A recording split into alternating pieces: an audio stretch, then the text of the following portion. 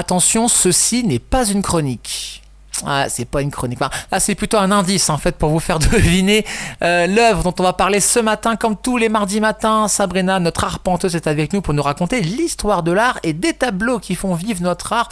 Et ce matin, Magritte est à l'honneur avec un tableau que vous connaissez forcément tous. Bonjour Sabrina.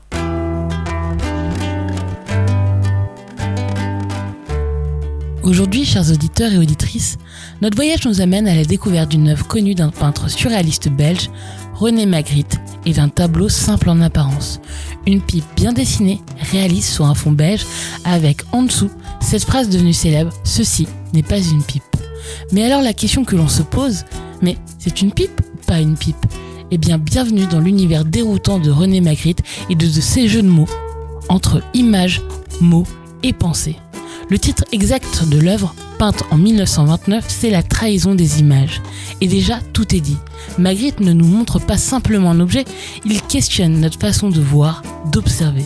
Ce que l'on voit, eh bien pourrait nous mentir. Ce que Magritte nous dit ici, c'est simple. Ce tableau n'est pas une pipe, c'est une image d'une pipe, une représentation, pas l'objet réel. L'intention de Magritte est de montrer que même peinte de la manière la plus réaliste qui soit, une pipe représentée n'est pas une pipe. On ne peut rien faire comme on peut le faire avec une vraie.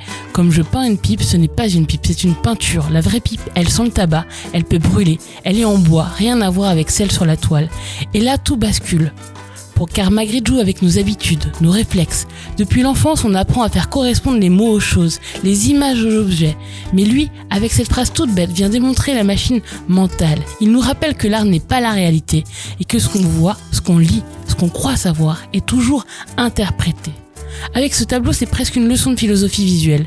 Il pose une question que les penseurs se posent depuis des siècles. Peut-on faire confiance aux images ? Et plus largement, comment fonctionnent les signes, les mots, le langage. Magritte ne peint pas d'une manière délirante comme Dali, dont on parlait la semaine dernière. Il choisit un style froid, net, presque pédagogique, comme dans un manuel scolaire, justement pour nous piéger, parce que c'est quand on croit comprendre que le doute s'installe.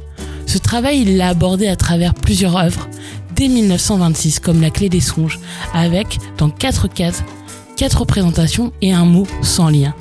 Un sac identifié comme le ciel, un couteau comme un oiseau, une feuille d'arbre comme une table, seule la 4e case est identifiée correctement. La trahison des images est devenue emblématique de cette série d'œuvres, mais il a fait couler beaucoup d'encre. Elle a été reprise, détournée, parodiée, elle a inspiré la publicité, la bande dessinée, le design.